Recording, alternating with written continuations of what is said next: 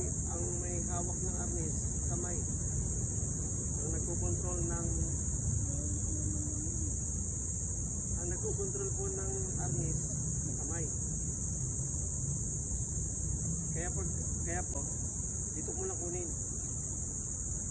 Pag may sumuntok siya, dito mo lang kunin. Labas ka dito. Tulak mo lang siya gano'n. Hindi lang siguro na-explain ng ano. Hindi lang siguro na-explain kasi pag dito ka nakatayo, susuntok yan. Pag dito siya sumuntok, wala na iba susuntok yung tao, mukha eh. Mahilig sa mukha sumuntok ang tao, di ba? So pag pumasok ang suntok dito, dito ka lang lumabas. Control mo lang siya. Yun yung purpose ng sinawali, sir. Yun yan eh.